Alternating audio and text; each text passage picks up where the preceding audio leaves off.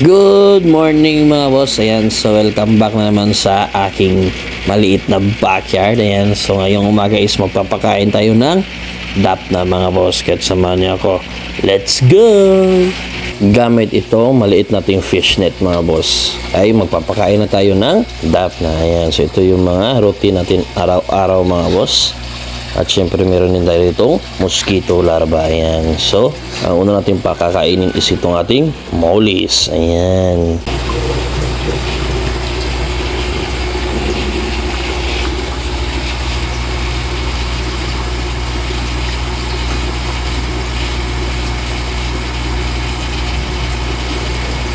So yan yung mga mollies natin mga boss, at nakita nyo naman kung gano'n nila ka gusto yung live foods. Ayan, so kung may time kayo mga boss is pwede kayong kumuha ng live foods kung saan may available sa inyo para naman mapakain nyo sa inyong mga isda. Ayan, kasi yung live foods mga boss is malaki yung protein content talaga mga boss. Ayan, so ito yung tank ng ating mga guppies, at dito sa kabila naman is guppy rin to mga boss. Ayan, so hindi lang siya masyadong klaro kasi maraming duckweeds. Ayan.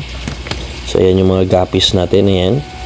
So ang iba nito is i-harvest ko na kasi may nakikita na ako mga fry. Ayan. Para mag-grow out na rin natin mga boss. Ayan.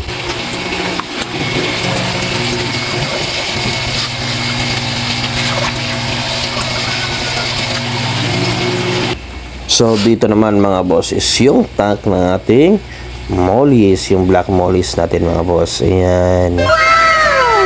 So masaya ako mga boss kasi nakikita ko na yung epekto ng nilagay nating shade mga boss. Ayan, so medyo malina na yung tubig. Ayan. So at syempre as always mga boss, love na mga isda natin yung live foods. Ayan, so baka nagtatanong kayo mga boss, bakit nakamix yung dap na at mosquito larva sa pinapakain ko? Kasi medyo gusto ng isda ko yun mga boss. Ayan, so yun yung techniques ko naman sa kanila, o yun yung naging practice ko lang sa kanila mga boss. Kasi may mga malalaki na tayong mga live bearers na kaya nang kumain ng mosquito larva mga boss. At syempre may mga fry, so yun yung purpose ng dap na natin is yung para sa fry. Ayan, since hindi naman ako daily nakakapag-harvest ng fry natin kasi medyo busy. Ayan, so ito yung ginagawa ko. Una is yung dap na, at syempre mix with live mosquito larva. Ayan, kita nyo naman mga boss. So ito yung gustong-gusto na mga isda ko. Ayan, so ito kasi yung naging practice na nila, at ito na rin yung naging technique ko since nag-start ako ng fish keeping mula pa noong mga ilang taon na yung nakalipas mga boss. At syempre ito naman yung platis natin. Ayan, so masaya ako mga boss na nakapaglagay na tayo ng shade kasi mas klaro na siya sa camera mga boss, at hindi na siya madaling nagiging green water. Ayan, so at least is malino at klarong-klaro rin na mga boss. Ayan, so ito yung mga platis natin.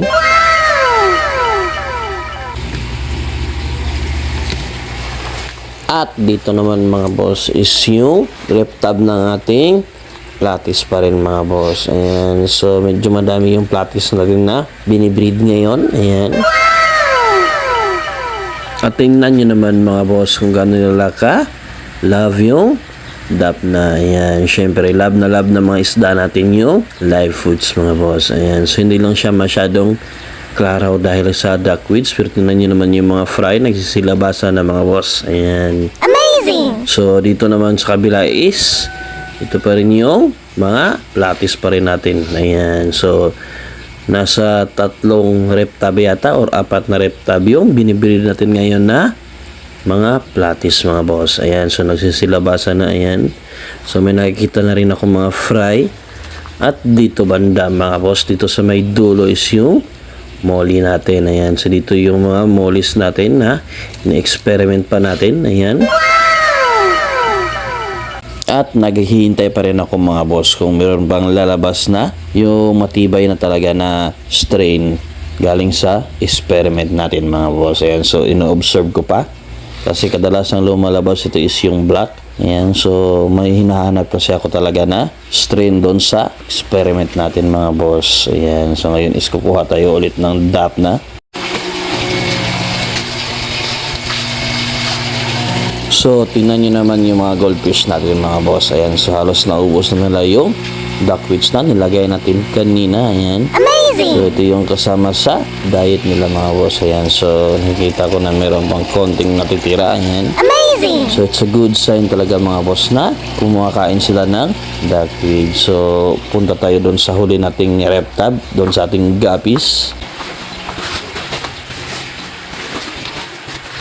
So, ito na yung tag ng guppies natin mga boss. Ayan, so nakikita nyo na mayroon na rin mga duckweeds. So, mamaya-maya is magkukuha tayo ng duckweeds mga boss sa ating mga reptab. Ayan, para hindi naman sila masyadong matabunan ng duckweeds. Ayan, so ang possibility kasi ng duckweeds mga boss is natatabunan nila yung mga reptab natin. So, hindi na masyadong nakaka-penetrate yung sunlight mga boss dahil sa duckweeds. Ayan, so ito yung kita nyo naman kung gaano ka-clear yung water natin ngayon. Ayan, so nakakatulong talaga yung shade na nilagay natin mga boss. Ayan, so happy rin ako sa result ng paglalagay ng shade natin. Ayan.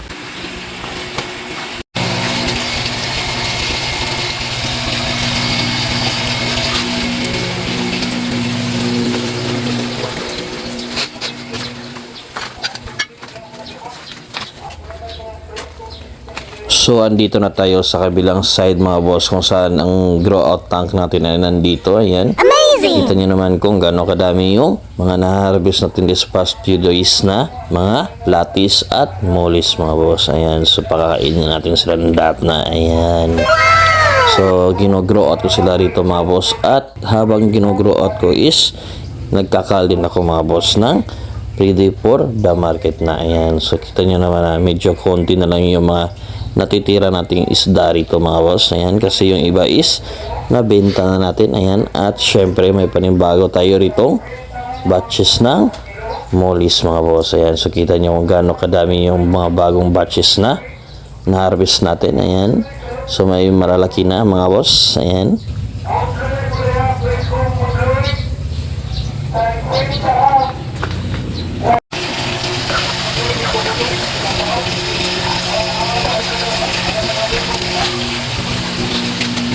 So, dito naman tayo sa mga aquarium natin mga boss. Ayan, so may mga konting mollies tayo ritong natitira. Ayan. So, hindi lahat ng mollies is na-transfer natin doon sa grow out tank natin. Ayan. So, may mga mangingilan pa natira rito mga boss. Ayan, kita nyo. So, kailangan pa rin natin yan pakainin mga boss. At syempre dito naman is yung mga tiger barb natin. Ayan.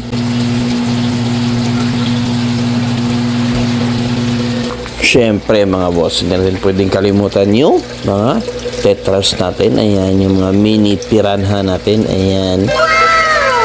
So, ito talaga yung favorite time ko kapag pinapakain ko sila mga boss. Ayan, tingnan nyo naman kung gaano kadami. Ayan.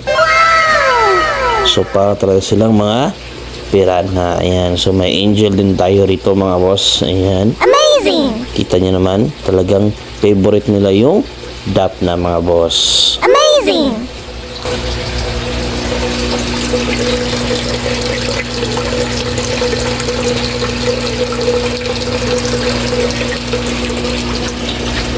So, ang pinakahuli naman nating pakakainin ngayon is yung mga alaga nating goldfish mga boss. Ayan. So, kita ko na medyo konti na lang yung mga duckweeds na natira. Ayan. Amazing! So, oras na para pakainin sila ng live foods mga boss. Ayan, kita nyo naman kung gaano ka healthy na yung mga goldfish natin. Ayan, so duckweeds talaga is one of my secrets sa kanilang diet mga boss. Ayan.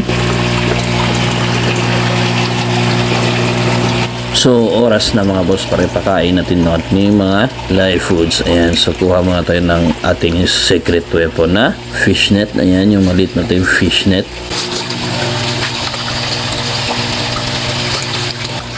So, ito naman mga goldfish natin yung pakakainin ko mga boss. Ayan. Amazing! So, kita nyo, ayan.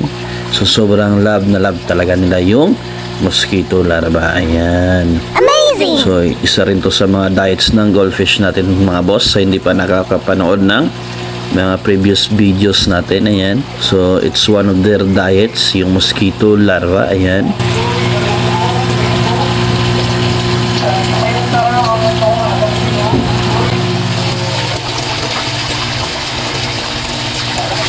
Ayan mga boss, so dito naman sa ibaba, ayan, so pakita ko sa inyo. Ayan, so napakasisiba talaga nila mga boss kapag mosquito larva na yung pinapakain ko sa kanila. Ayan, so nag-aagawan na yung mga isda natin, ayan. So kita nyo naman mga boss is medyo okay yung body ng mga goldfish natin, ayan, at may angel pa. So, yan yung mga klase-klaseng pagkain na pinapakain ko sa kanilang mga boss. So, meron tayong live foods at syempre yung duckweeds natin. Ayan. So, kung applicable sa inyo yung mga techniques na pinapakita ko mga boss is, pwede nyo rin itong i-apply sa inyo. Ayan.